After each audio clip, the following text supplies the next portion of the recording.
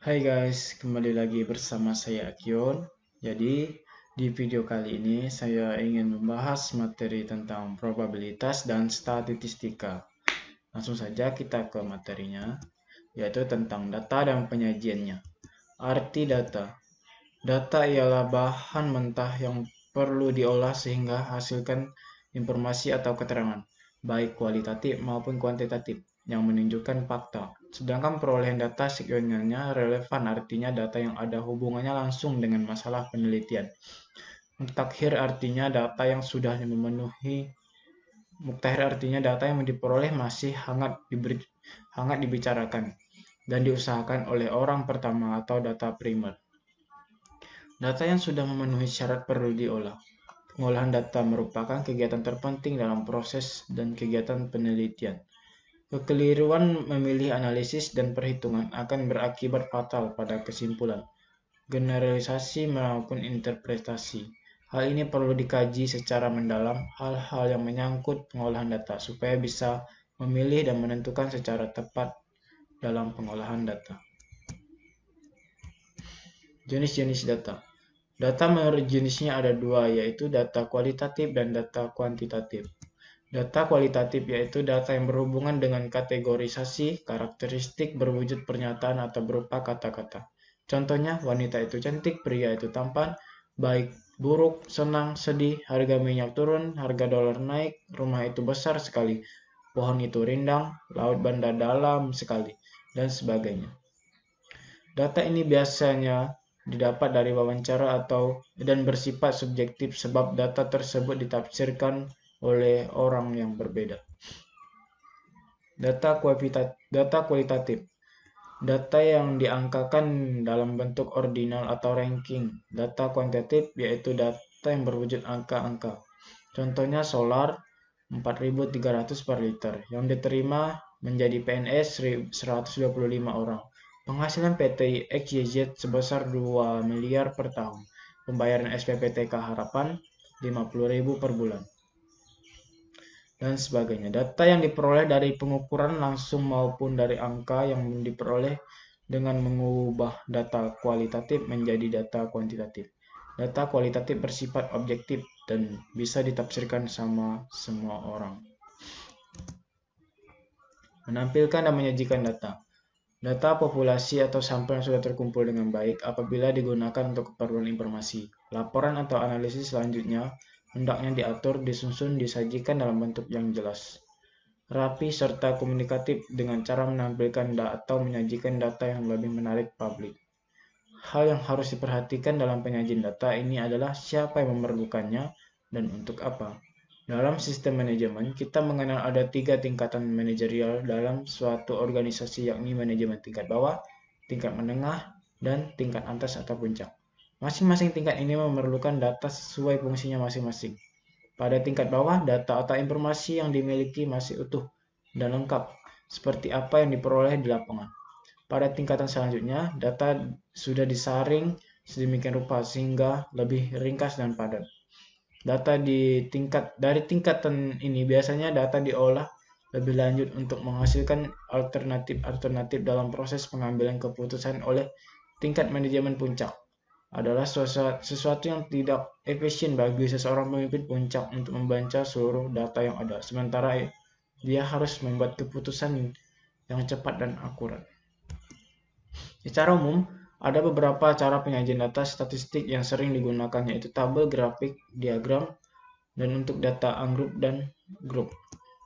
Penyajian data ungroup atau tidak berkelompok. Tabel data statistik memuat semua data yang telah diringkas baik secara kuantitatif maupun kualitatif.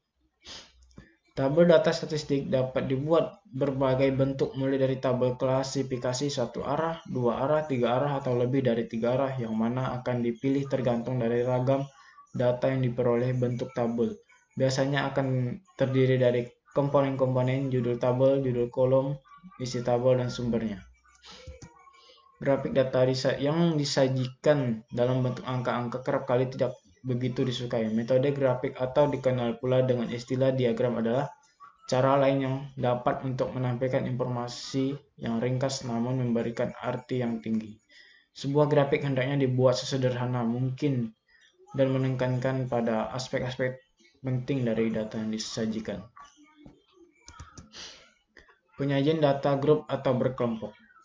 Pada data yang dengan jumlahnya besar, sering digunakan pengelompokan atau grup. Data ke dalam interval kelas yang sama panjang, tabel pengolahan data ini dikenal dengan nama tabel distribusi. Keuntungan dari penggunaan cara ini adalah dengan terlihatnya bentuk distribusi atau penyebaran datanya. Istilah-istilah dalam tabel distribusi, yang pertama interval kelas. Tiap kelompok disebut interval kelas atau sering disebut interval atau kelas saja. Kemudian batas kelas, kelas bawah, kelas atas. Kemudian tepi kelas atau batas nyata kelas, tepi bawah sama dengan batas bawah dikurangi 0,5. Tepi atas sama dengan batas atas ditambah 0,5. Kemudian lebar kelas sama dengan tepi atas dikurangi tepi bawah. Selanjutnya tahap penyajian data grup. Yang pertama kita menentukan range datanya. Range data sama dengan data maksimal dikurangi data minimal. Kedua, tentukan jumlah interval, tentukan jumlah kelas interval dengan rumus Tages K1 ditambah 3,3 log N atau jumlah data. N-nya sama dengan jumlah data. 3. Tentukan panjang kelas interval P. P sama dengan range data per K4. Kemudian yang terakhir, tentukan batas bawah intervalnya. Baiklah, kita langsung saja ke pembahasan soalnya. Berikut adalah data hasil ujian statistik mahasiswa semester 2. Ini adalah data mentah dari hasil ujian mahasiswa semester 2. Dari data tersebut, yang pertama, buatlah tabel distribusi frekuensinya, kemudian tampilkan data dalam bentuk diagram batang. Jadi untuk membuat tabel frekuensi distribusinya, yang pertama kita harus mengurutkan data yang terkecil hingga yang terbesar. Data mentah yang belum diurutkan tadi ini. Kemudian data yang sudah diurutkan seperti ini. Ketika sudah diurutkan, selanjutnya kita menentukan range atau rentang jangka data R dengan yaitu selisih positif dari nilai data terendah X maksimal dan nilai data tertinggi X minimal. Rumusnya R sama dengan X maksimal dikurangi X minimal. Untuk data di atas, nilai data terendahnya itu 50, kemudian data tertingginya itu 95. Jadi rentangnya sama dengan R sama dengan X maksimal dikurang X min sama dengan 95 dikurang 50 sama dengan 45. Kita menentukan jumlah kelas interval K. Rumus jumlah kelas interval K sama dengan 1 ditambah 3,3 log N. N-nya banyak nilai data. Untuk data di atas, N-nya itu ada 30. Jumlah kelas interval K sama dengan 1 ditambah 3,3 log N 30. Ini N-nya tadi 30, jadi jumlah keseluruhan dari ini tuh ada 30 ya guys. Jadi 1 ditambah 3,3 log 30 sama dengan 1 ditambah 3,3 log dari 30 itu sama dengan 1,477. Kemudian kita kalikan yang ada 3,3 dikali 1,477 menjadi 1 ditambah 4,874. Kemudian kita jumlahkan menjadi 5,874. Kita bulatkan menjadi 6 ya guys. Keempat, menentukan panjang atau lebar kelas intervalnya. Rumusnya panjang kelas interval sama dengan range atau rentangnya dibagi jumlah kelas interval. Untuk data di atas, range-nya tadi itu 45, kemudian jumlah kelas interval tadi itu 6. Jadi panjang kelas interval sama dengan 45 dibagi 6 menjadi 7,5. Kita bulatkan ke atas menjadi 8. 5. Yang terakhir ini menyusun tabel distribusi frekuensi data berkelompok. Batas bawah kelas interval pertama dapat diambil nilai data yang terkecil atau nilai lebih kecil dari nilai data terkecil tapi selisihnya tidak lebih panjang kelas interval. Sebagai berikut, untuk menyusun tabel distribusi frekuensi data berkelompok, maka kita perlu perhatikan kembali data mentahnya. Sebagai berikut, ini data mentah tadi yang sudah diurutkan guys. Kemudian kita buat tabel distribusi frekuensi data berkelompoknya. Di sini terdapat dua kolom saja ya. Yang kolom pertama kita ada kelas interval, kolom kedua itu frekuensi. Untuk kelas interval pertama, kita itu mengisinya dengan nilai yang paling terkecil guys, yaitu dengan angka 50. Di sini angka 50 adalah paling terkecil guys. Oke, 50. Kemudian setelah itu kita jumlahkan dengan lebar kelas tadi. Sedangkan lebar kelas tadi itu ada 8 ya guys. Jadi 50 ditambah 8 itu menjadi 58. Untuk yang kelas interval ketiganya juga sama guys, ditambah 8 menjadi 66. Kemudian juga sama ditambah 8 menjadi 74. Kemudian juga sama menjadi 82 ditambah 8. 82 ditambah 8 menjadi 90. Jadi jumlah keseluruhan kelas tadi itu ada 6 kelas ya guys. Kemudian kita menentukan batas-batas kelas intervalnya. Untuk menentukan batas kelas interval itu sangat mudah ya guys. Jadi kita kurangi kelas interval yang kedua ini, kurangi dengan angka 1 menjadi 58 kan dikurang 1 menjadi 57. Kemudian yang untuk interval keduanya itu juga sama guys.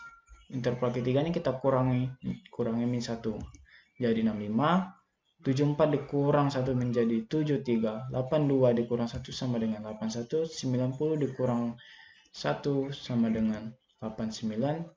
Kemudian sampai 99.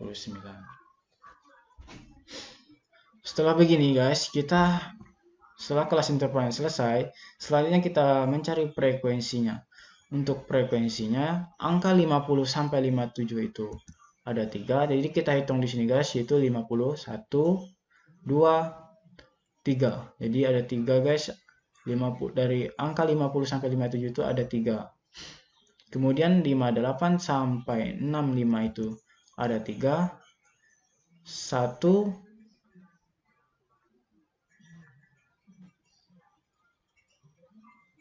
Kemudian angka 66 dan 73 itu juga ada 4 guys. Jadi tinggal hitung di sini. Kemudian 74 sampai 81 ada 5.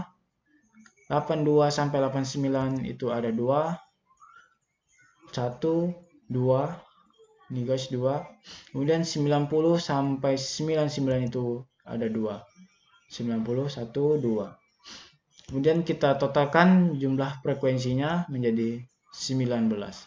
Jadi sampai di sini untuk tabel distribusi frekuensinya sudah selesai guys. Kemudian kita lanjut ke soal yang kedua, yaitu membuat diagram batangnya. Untuk menyampaikan data menggunakan diagram batang itu sangat mudah guys. Tinggal kita masukkan angka 50 sampai 57 itu berada pada angka ketiga. 58 sampai 65 itu berada angka ketiga. Kemudian 66 sampai 73 berada ke angka keempat. Kemudian 74 sampai 81 berada ke angka paling 5. Jadi 82 sampai 89 berada pada angka kedua. 90 sampai 99 itu berada pada ke angka 2. Jadi untuk kesimpulannya guys, jadi nilai yang paling terbanyak itu pada angka nilai 74 sampai 81 itu ada berada angka ke 5. Baik guys, sekian dari pembahasan saya. Jadi sampai di sini saja untuk pembahasan materi tentang penyajian data saya ini. Kurang lebihnya saya maaf. Sekian dan